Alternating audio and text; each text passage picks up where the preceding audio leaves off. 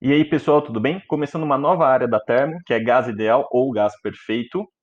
O que a gente vai estudar? Primeiro, vamos definir o que é esse gás ideal. Aqui eu coloquei um êmbolo, um recipiente, né? E na verdade aqui é o nosso êmbolo.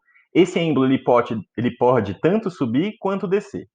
Dentro dele temos o nosso gás ideal, que são essas partículas aqui em vermelho. Muito bem. Essas partículas, elas podem ser consideradas como pontuais. Podemos fazer uma analogia com bolinhas de gude, de tamanho desprezível. O que acontece? Essas bolinhas elas estão em movimento desordenado. Desordenado. Desordenado. Muito bem. O que seria isso? Vamos pegar uma certa região e vou fazer um breve zoom aqui dessa região. Imagina que é o seguinte, aqui tem uma partícula, aqui tem outra, aqui tem outra. Quando eu digo que elas têm movimento desordenado, significa que uma pode estar indo na diagonal, uma pode estar indo para a esquerda, a outra pode estar indo para baixo. Uma coisa muito importante é, antes delas colidirem, todas elas vão estar em movimento retilíneo e uniforme, tudo bem? Movimento desordenado, porém, cada partícula descreve um movimento retilíneo e uniforme até colidir. Quando ocorre a colisão, a gente entende que a colisão pode ocorrer entre as partículas que compõem o gás, ou com a parede do recipiente. Muito bem.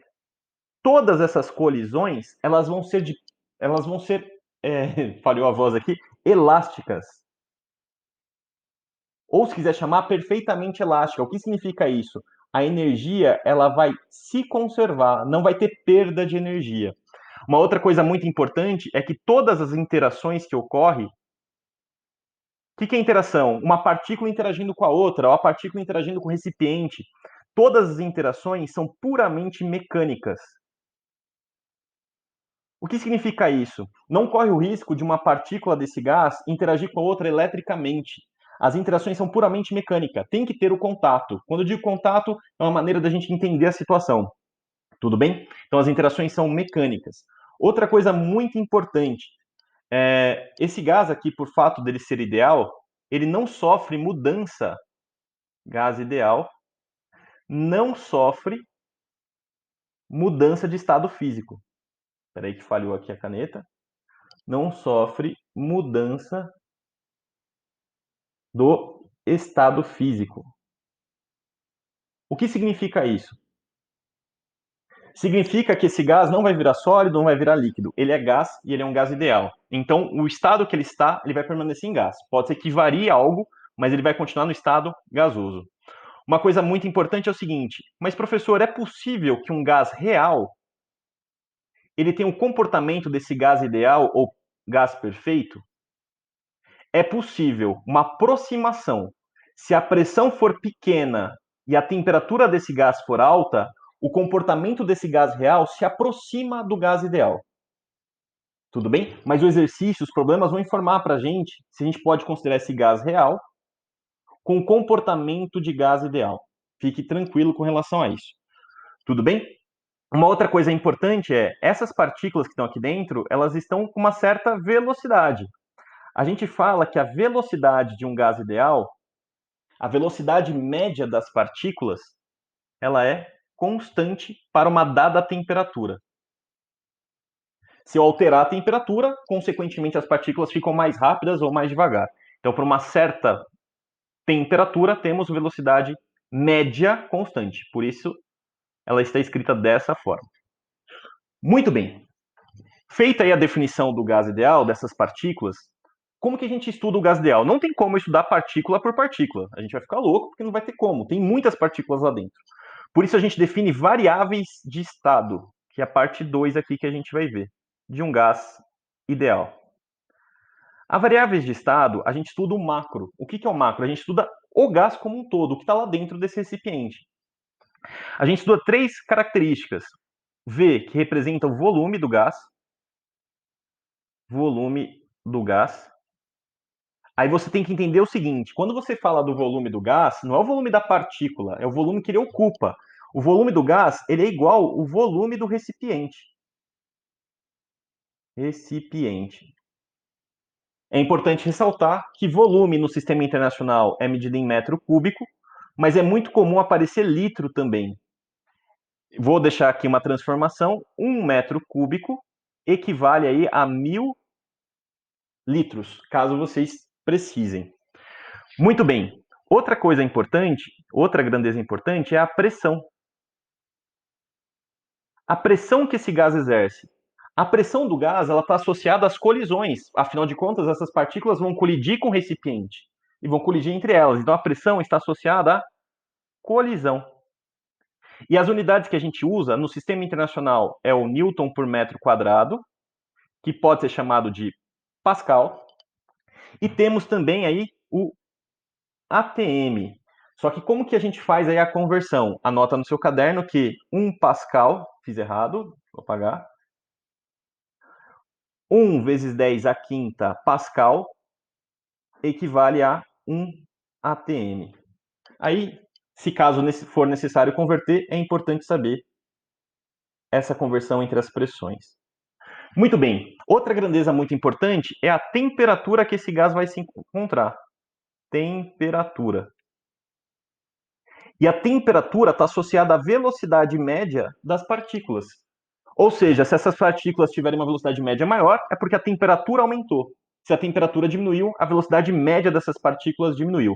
Detalhe que a temperatura ela tem que ser dada em Kelvin. Não existe Celsius agora nessa situação, é somente Kelvin. Lembrando que, para você converter a temperatura em Celsius para Kelvin, a temperatura em Kelvin T é igual a temperatura em Celsius mais 273. Tá aqui. Muito bem. E aí, o que acontece? Quando você quer definir um estado do gás, você quer informar um certo estado, você tem que informar a tripla. Como assim a tripla? Você tem que informar o volume, a pressão e a temperatura que o gás se encontra naquele estado. Então, por exemplo, quando eu me refiro que o gás está num certo estado A, então ele tem uma pressão PA, um volume VA e uma temperatura TA. Aí está informado o estado que o gás está.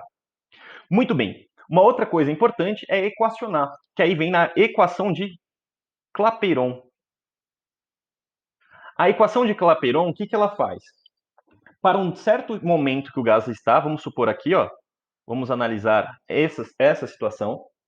Clapeyron relacionou o seguinte: pressão vezes volume é igual ao número de mols que esse gás tem, R, que é uma constante dos gases ideais, e T, a temperatura. A gente pode usar uma maneira de lembrar, por você nunca rezei tanto, que é a equação de Clapeyron. Então ele relaciona pressão, volume, número de mols, R, que é uma constante dos gases ideais, e T, que é a temperatura. Muito bem. Pressão, volume e temperatura a gente já comentou. Uma coisa importante é, fique atento às palavras-chave que associam pressão, volume e temperatura. Como assim, professor? Volume, a gente associa, deixa eu pegar outra cor aqui, ó, ao volume do recipiente. Pressão, a gente associa à colisão. Então, se as colisões aumentam, a pressão aumenta. A mesma forma, temperatura. A gente associa à velocidade média das partículas. Agora, e o número de mols? O número de mols ele está associado à quantidade de partículas.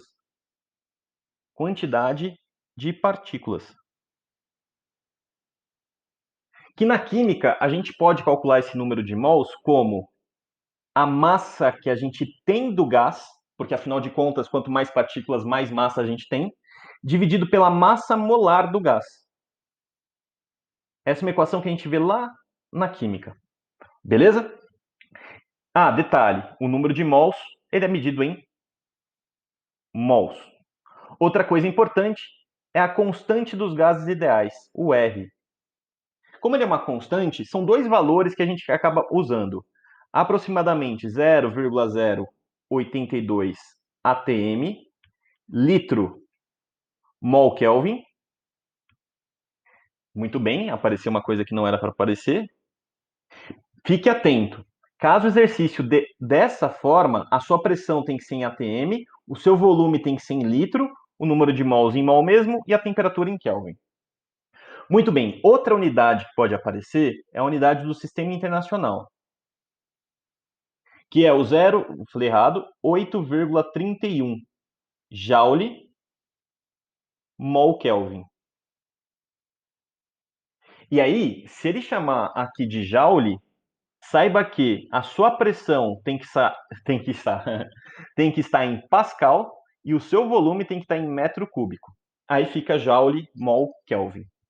Beleza? E aí é só a gente aplicar a equação de Clapeyron para um certo estado. A primeira parte aí de gás ideal, a gente passou a definição, passou as grandezas importantes aí para as variáveis de estado, e depois a equação de Clapeyron. O que a gente vai fazer agora? Aplicar. Vou encerrar esse vídeo e a gente volta com o exercício. Até mais.